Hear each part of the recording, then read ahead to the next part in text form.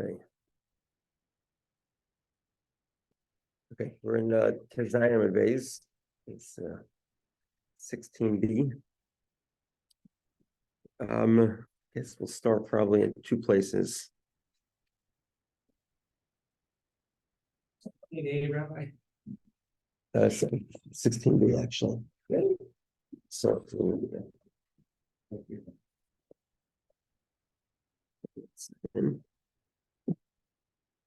16b, Rabbi, you're falling behind. Try to keep up.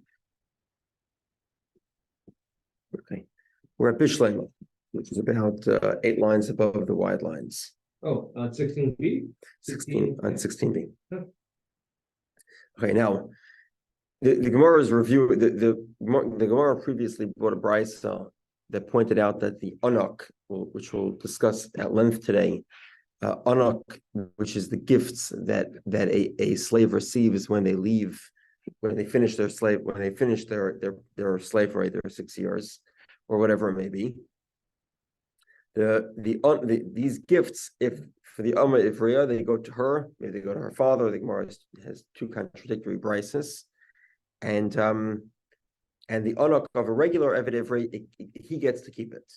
So the Gemara asks, "Bishlam anak Ivriya la'atzma l'miyut yachan."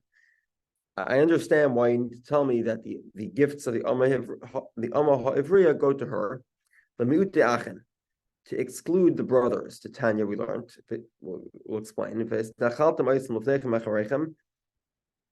You will inherit non-Jewish slaves to your children. A non-Jewish slave, what we call it Evet Kanani, they get inherited to your children. But your daughters do not get inherited to your children. The privileges or merits that a person has in his daughters do not get passed on to his son. And therefore, that's what the Bryce is saying, that her brothers do not get to keep her anak, her gifts. The gifts of an Eved Ivri, he gets to keep. That would seem to be obvious. El-Laman, who else would be eligible to keep those gifts? So it seemed to be obvious. Rav Yosef said, Yud Kras Kachazina Hach. You've taken the smallest letter of the alphabet, the letter Yud, and you've made it into an entire city. Meaning that you're right, you said the Bryce had something that's not necessary. Abaya says, Hachem Rav Sheshes. This is what Rav Sheshes said, Hamani Tutoyi. This Bryce is the opinion of a person whose name was Tutoyi. Tanya, we learned, Tutoyi Omer, Loy V'Loy L'Bachayving. So he said that the anak goes to the slave and not to the creditors of the slave.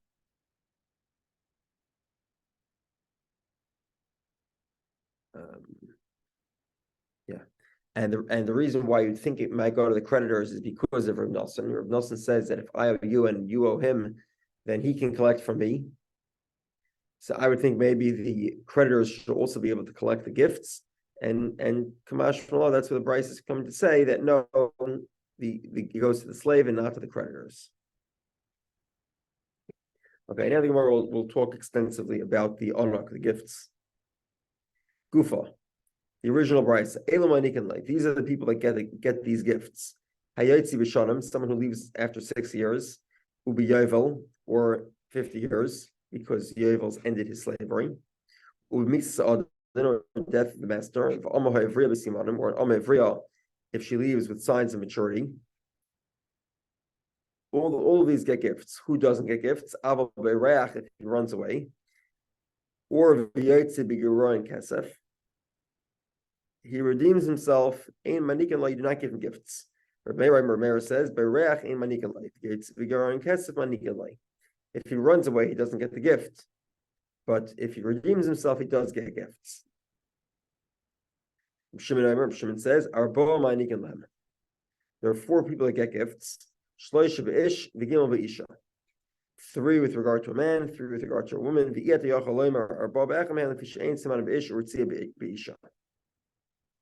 So what are these 4 people? This is Shanim, like we said at the Gemara yesterday. Shanim, 6 years. Yovel, of a regular slave.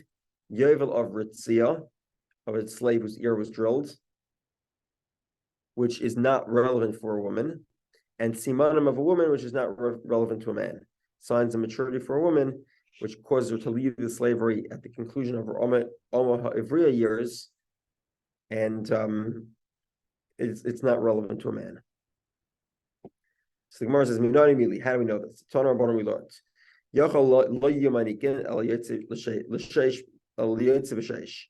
The discussion in the Torah of ha'anaka, these gifts, is only to someone who is specifically referring to somebody who is leaving after 6 years.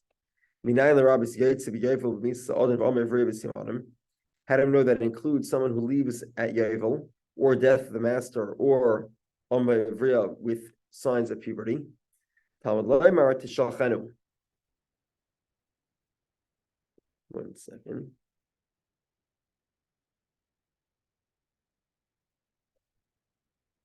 When the Torah talks about when we talk about Hanaka, the Torah says v'chisa shalchenu lois shalchenu reikam. V'chisa shalchenu means when you send him, lois shalchenu reikam, don't send him empty-handed. Now, if you notice, the word "send him" to shalchenu is repeated twice, and that comes to include other types of sending, not just 6 years. I would think that I should include a slave who runs away and a slave who redeems himself.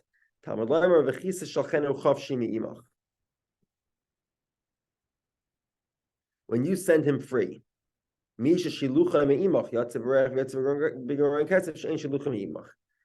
key is he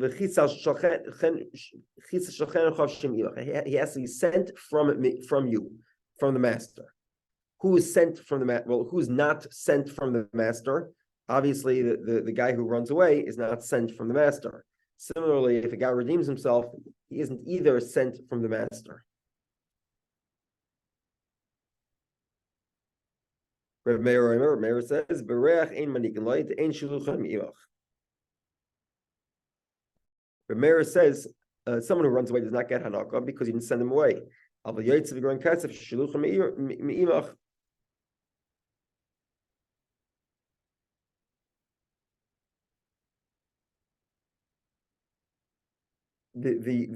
Someone who redeems himself, it's also called that the master is sending him away. And why is this? It seems to be because the master sort of contributes in the Yeroin, in the redemption. How does he contribute? By prorating the value of the redemption.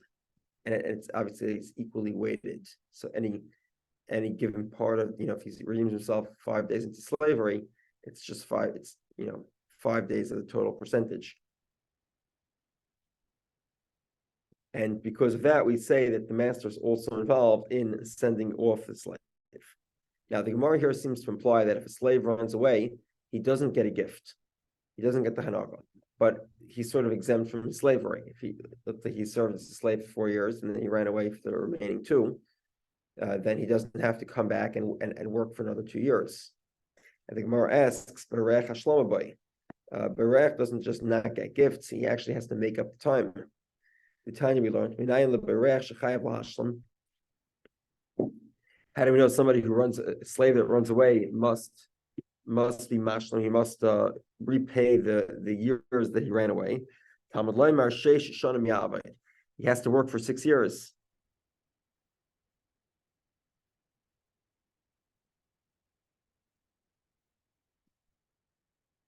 I would think that let's say during the 6 years he became ill. He broke his leg. He was in the hospital for 2 weeks. He should have to work 6 years plus 2 weeks. Talmud Laimar, so that's the Torah says, Ubashvias yetze. On the 7th year, he should leave. What does that mean? That means that some people will leave in the 7th year, even though they didn't work a full 6 years. So, for example, if the guy was sick every winter for a couple of days, he doesn't have to repay that time. Regardless, here we see very clearly that somebody who runs away requires hashlama. He has to make up the time. Rav Sheshes says, what are we talking about? He ran away, and then there was a yovel. I would think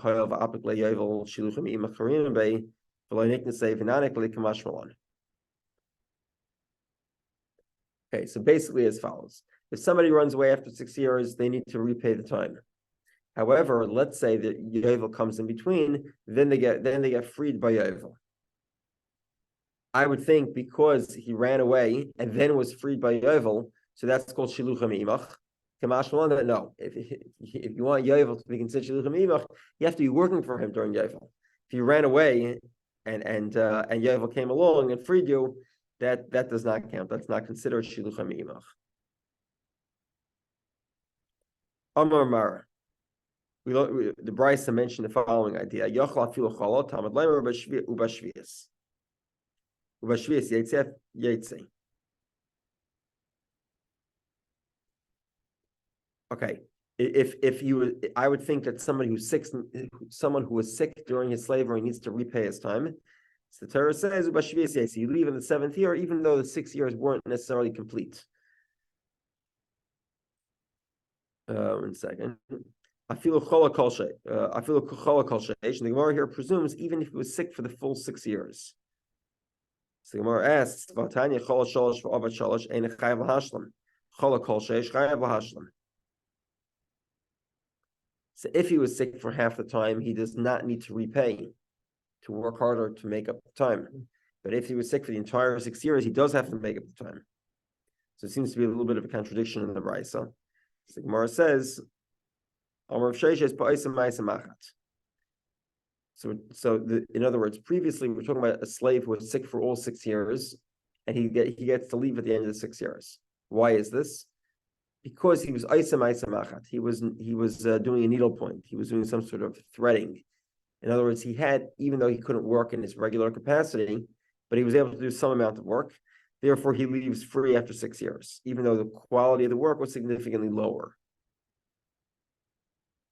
However, if he was sick completely for 6 years and didn't do anything, then when you send him, then he's obligated to make up the time.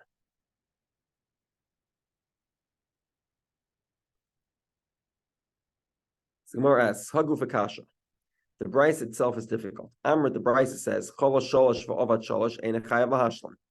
if somebody worked 3 years and was sick for 3 years, he doesn't need to make up the time.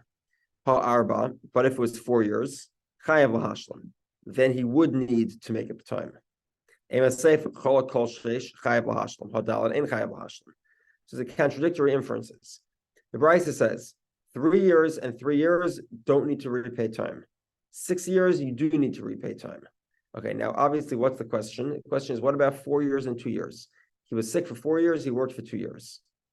Now, if you look at the first part of the Brisa, 3 and 3 don't need to repay time. Presumably 4 and 2, you do need to repay time. But if you look at the end of the Brisa, you get the opposite inference. You'd say 6 years you need to repay time, but 4 and 2 you don't need to repay time. There seems to be a contradiction. So the Gemara resolves.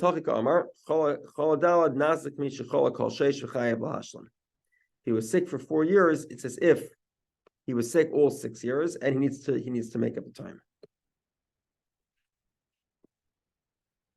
So the way the Brisa is read is 3 and 3 do not need to make up time. 4 and 2 you do, because 4 and 2 is like a full 6.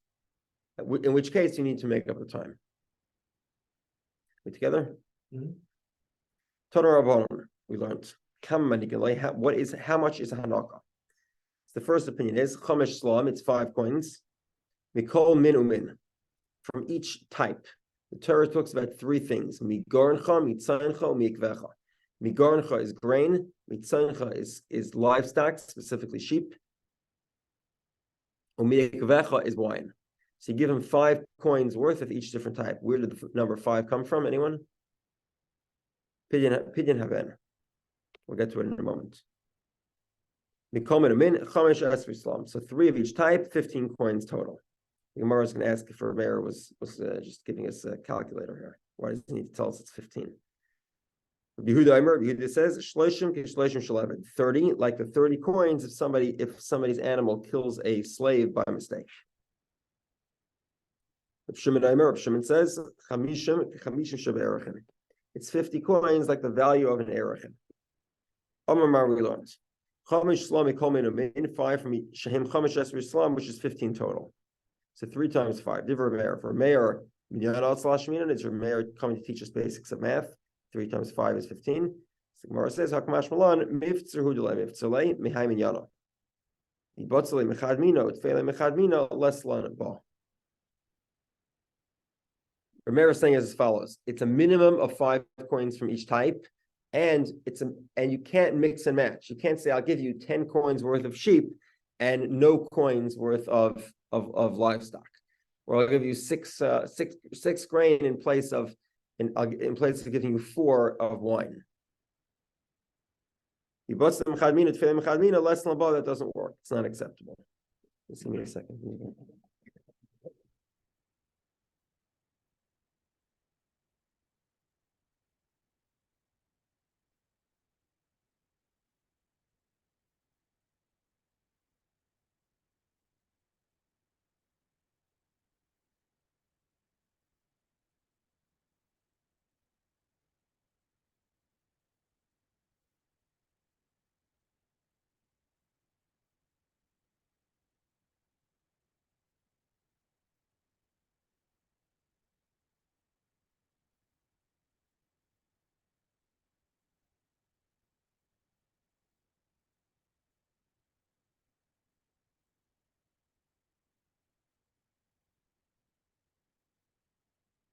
Okay, so the Gemara wants to know what is the reason of Rameir? My time to Rameir.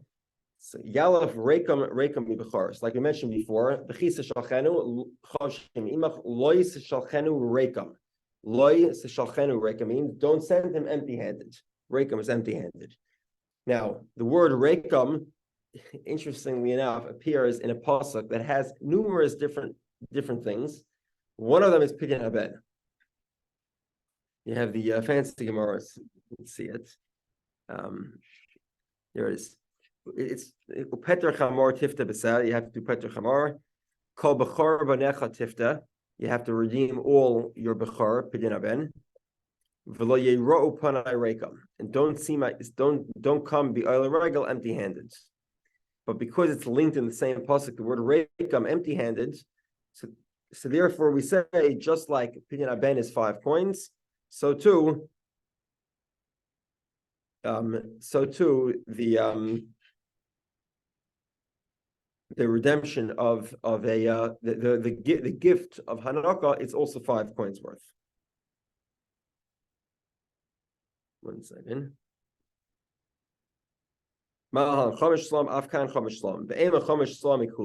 Maybe all 3 varieties combined give 5 coins, so it's 1.67 of grain of sheep and of wine. So Gemara says, if Rekem would be written at the conclusion,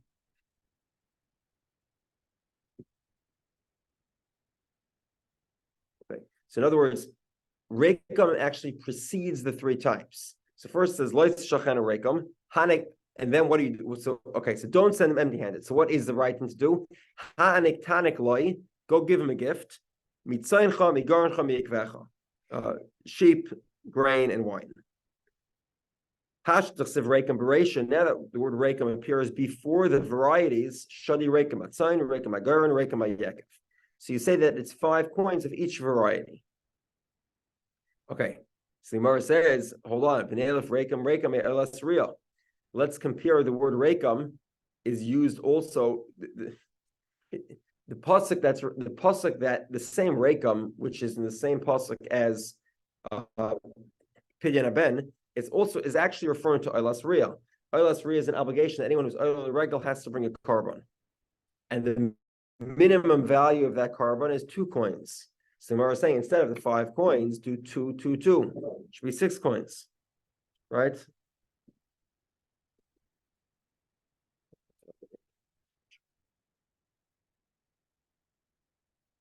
Right, because 2, 2, 2 is right in the time of year that we're in. I said because 2, 2, 2 is right at the time of year that we're in right now. Anyway.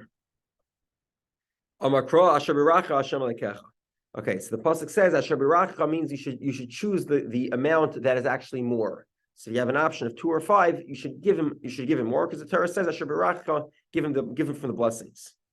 Rabbi Yehudah Aimer, and we'll soon see, there's opinion that actually says that the gift of Hanukkah is dependent on the slave's blessings. Meaning, if the slave came in and does good business and he works hard and he makes a lot of money, you give him greater gifts. Maybe if he doesn't give any blessing, your business completely fails. Maybe you don't have to give him anything. We'll see in a few minutes. Okay, but because Asher b'racha means his bracha, you should give him the larger amount. Rabbi Yehudah Aimer, that's the opinion of Rameir, 555. Rabbi Yehudah Aimer, Rabbi Yehudah says, Shleishim, it's a total of 30. Kishleishim shel eved, like the 30 coins of an eved. My time with Rabbi Yehudah, what's the reasoning of Rabbi Yehudah? Yalaf nesina me eved. You learn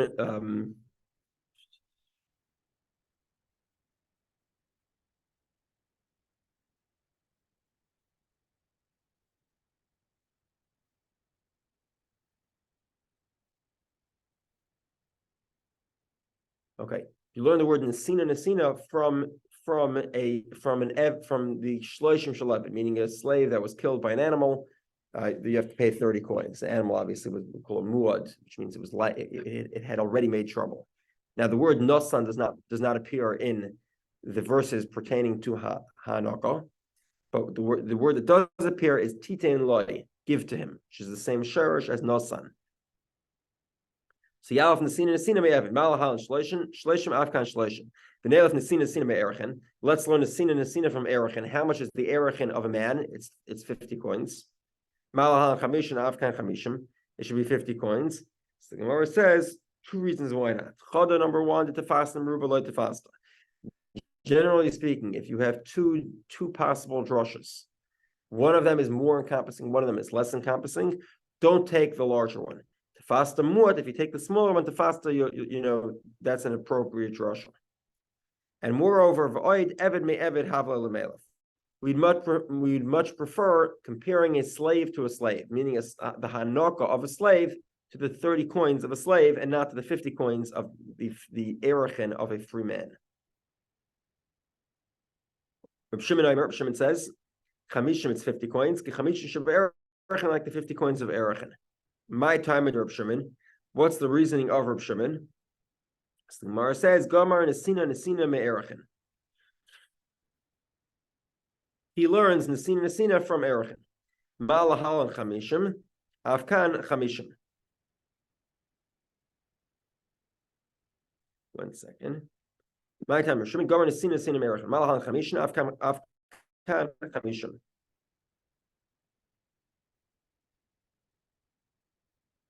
Just like the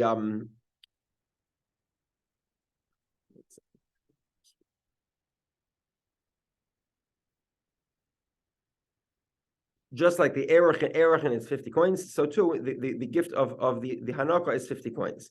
The aim of erechin. Okay, the problem is that erechin is not just 50 coins. Erechin 50 coins is only for a healthy man. For a woman or for a man who's not in the prime age bracket, it's less than 50 coins. So the Gemara says the verse states the blessings that the slave has brought into your house. And therefore, that tells us that's in the same verse as Hanukkah. It tells me choose the larger amount. The Neilaf Nesina Nesina me Eved. Why don't we compare to Eved? The 30 coins, if you're wild domesticated animal, or I don't know how you say it in English, a muad, basically, a violent domesticated animal, kills a slave, you collect 30 coins. Why don't we compare the 30 coins instead of taking the 50 coins from erechin? And there's 2 reasons to do that. The 2 reasons the Gemara mentioned earlier. Number 1, we prefer a smaller drasha than a larger drasha. In other words, the 30 coins over the 50 coins. And second of all, they're both slaves. It's a more an appropriate comparison. So the Gemara says you're right. Reb Shimon does not actually compare nosan to nosan. What he compares is micha to micha. The word moch, which is used.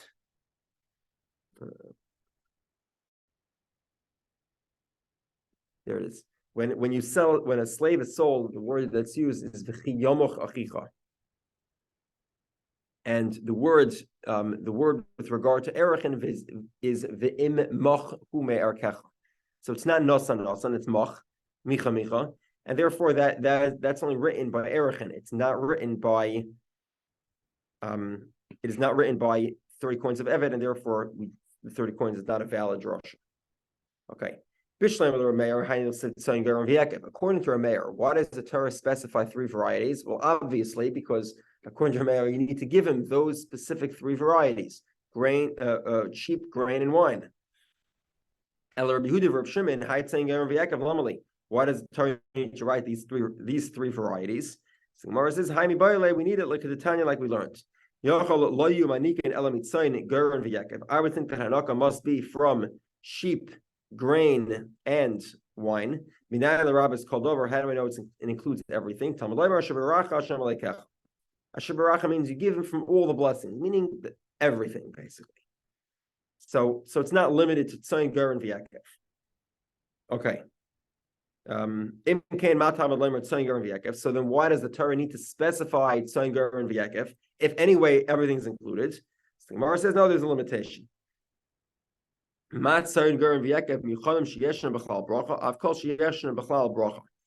All these things have reproduction, they're reproducible. So you can think the cattle gives birth, the grain grows in the field, the wine grows in the field. So each one can become many more. You have to give something that has the ability to reproduce. What's excluded? Anything that reproduces. Money. This is the opinion of Reb Shimon. Rabbi Eliezer ben Yaakov says Yotzu produce. A parrot is a mule. A mule obviously can't have children. It's a sterile animal. You can't give him a mule. So Gemara says does Reb Shimon hold that there's reproduction or growth in a mule? The Gemara says, yeah, there is. Shimon produce mishabcham b'gufayo. You have a little mule and it becomes a big mule. Presumably as it grows older, right? That's what I imagine happens.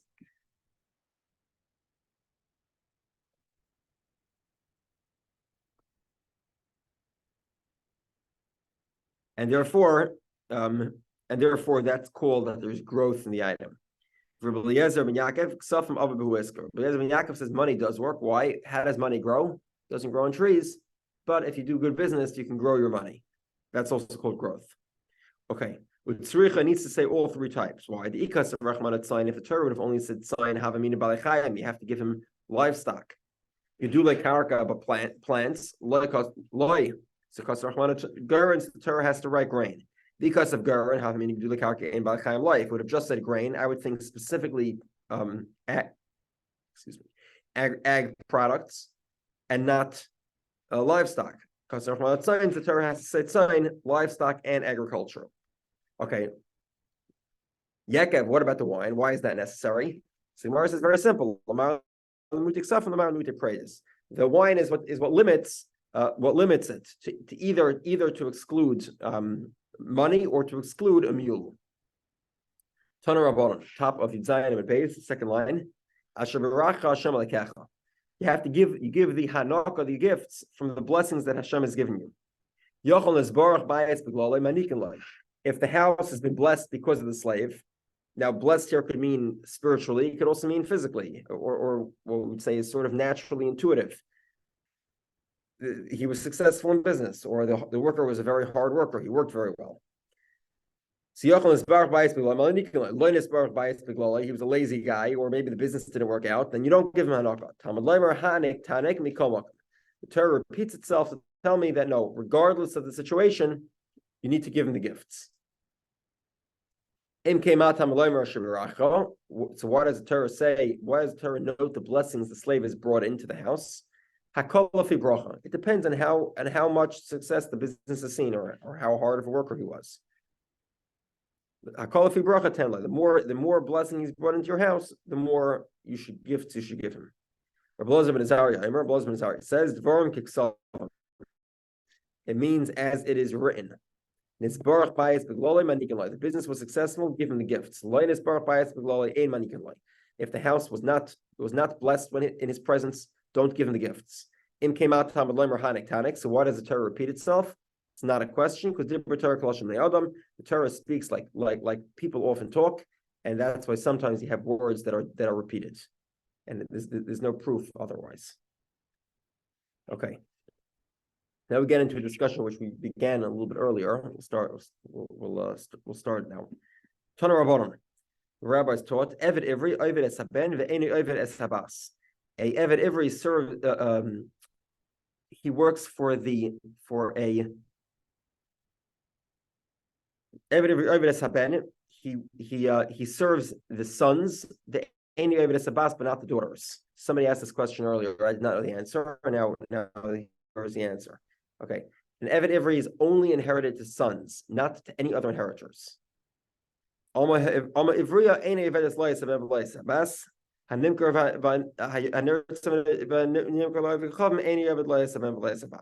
So the same is true with an Alma Ivriya, a Nirtza, and a Nimker La'akum. Alma Ivriya again is the girl maidservant. Nirtza is the guy whose ear was drilled, who works until Yovel, and Nimker La'akum is someone who's sold to a non-Jew. As soon as the master dies, they are free. They do not serve any inheritors at all. Amar Mar, Eved Ivri, and Eved Ivri serves the son. But not daughters or any other inheritors. We don't even how do we know this? He will serve you. Who's the you? You, but not your inheritors. You tell me that the inheritors are excluded. Maybe sons are also excluded from that category because they're also inheritors. So the Gemara says that he'll work for a full 6 years, meaning he'll work for the 6 years, even if it's not the master. He's obligated for the full 6 years. So obviously we're referring here to the sons inheriting him, even if the master is no longer alive. So obviously what the Torah means here is that sons are included, they inherit, but other inheritors are not included. Okay. So obviously the question here is, well, why are we presuming that sons are the inheritor that actually does work? It's not specific. And every other inheritor is excluded. Maybe actually instead of sons, we should switch in a brother. How do we know a brother inherits? Because a brother has yibum. To include a son and exclude a brother. A brother can also be an inheritor if somebody doesn't have children. So the Gemara says, she can come tachas of liyado. A son stands in his father's place for yiyud. You can do yiyud you can marry an amma ivriya. And ste'achuza. What's ste'achuza? If somebody sanctifies his field to hektish, he has some short period of time to redeem it. Otherwise, it becomes lost, and the hektish or the kahanim get to keep it, period, forever. Now, not only can the father redeem it, but the sons can redeem the same field if they want it. They want that field to stay in the property, to stay in the family. Okay, so we see here that in a certain sense, the inheritance of a son is more potent than that of a brother. So Gemara says, a brother is a greater inheritor because he can do yibum. So the Gemara says, well, hold on a second. When does yibum exist? When there is no son. So that clearly tells me that if a son is born, there's no more yibum. Why? Because the inheritance of a son is greater than the brother. Hayesh ben ein yibum. But if there's a son, there's no yibum. That inherently tells me that a son is more powerful of an inheritor than a brother. And therefore, with regard to a slave, as well, the son inherits a slave, an Eved Ivri, and a brother does not. Okay. El time de ikaha percha. So the Gemara's final resolution is because we say that habimakum sheyesh ben ein yibum, because having a son eliminates the possibility of yibum. That tells me that inheritance of a son is more potent. But if not for that, we would say that a brother is better. Typically, the what about the Gemara is ignoring the fact that we had the previous argument was 2 against 1. A son is doubly as powerful. Why? Because number one, he inherits.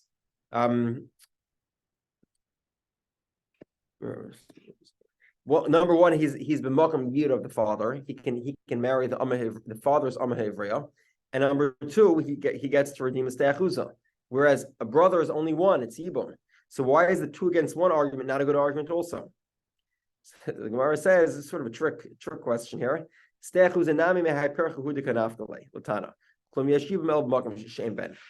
It's a trick question because the truth of the matter is it is not clear that a son can inherit. A son has the right to redeem a steachuza. In other words, the steachuza is actually identical to this Gemara. The Gemara says that a steachuza could be redeemed by a relative, but it doesn't tell me which relative. And the Gemara tries to figure out, so which relative is it? Is it the brother or is it the son? And the Gemara tries to prove from Eved Ivri, the Yerusha of an Eved Ivri, that it's the son over the brother, because the son inherits an Eved Ivri and has Yud. But the problem is that both of those arguments are incorrect, because it really is a one against one.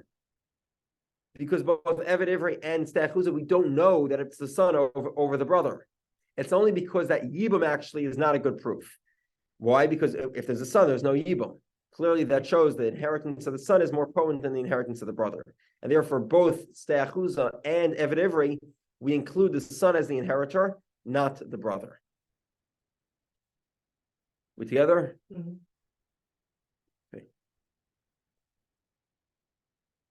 Let's finish next. See the next Gemara as well. Amma Ivriya is not inherited neither by the son nor by the daughter. There's no inheritance at all. Basically, the master dies, she is freed. How do we know? Okay.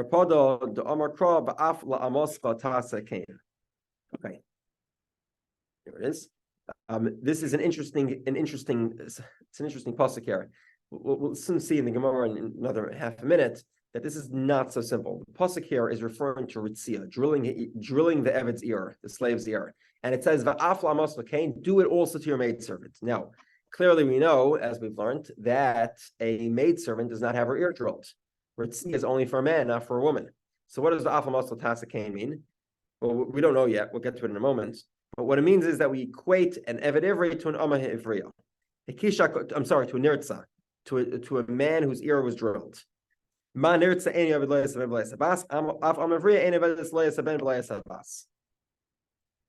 nirtza, when the master dies, he is freed. So too, an Amavriya master dies, she's freed. So the Gemara says, hold on a second. Is that what Va'af la'amos l'tasakein is coming to tell me? Look at the Tanya. It's actually coming to tell me something else. Va'af la'amos l'tasakein lahanik. It's telling me it's not referring to Ritzia, clearly not, because Amavri is excluded from Ritzia. It says ish, it says only a man, not a woman. So an Amavri is not, we don't drill her ear. Okay, fine. So what do we do? Lahanik. Hanoko. It's the gifts that go to an Eved Ivri, they also go to an Amavriya. So Ata Aimer Lahanik, you're telling me that it's that referring here to Hanoko Ayin El Ritzia. Or maybe it means to drill her ear. Kishuaimivim Amar Yamar HaEved V'lai Amavriya HaRitzia Amar. We know the Torah says Eved. I'm sorry, it's Eved v'lo Amma. So it's specifically a slave, not a maidservant. So clearly she's excluded from having her ear drilled. Hamani Mekayim Ba'af la'amos l'tasakein lahanik. It's clearly telling me that an Amavriya gets the gifts. In other words, otherwise I would think Amavriya might not get the gifts, just like somebody who runs away doesn't get gifts. If that's the case, then I'm back to the original question: how do I know that Amavriya and Amavriya does not serve a son? She is not inherited. She's free when the master dies. So Gemara says, it says, you should do this. You could drop the word tasa. Your maidservant is also like this, meaning also what? Also hanaka. What does it say? Tasa. Do as follows. It tells me two things. Number one, you give her gifts. Number two, she is like a man whose ear was drilled, just like a man whose ear was drilled leaves upon the death of the master. So too, an Amavriya, she leaves the death of the master, and she's not inherited neither by the sons nor by the daughters, or any other inheritor for that matter. Okay, have a great day.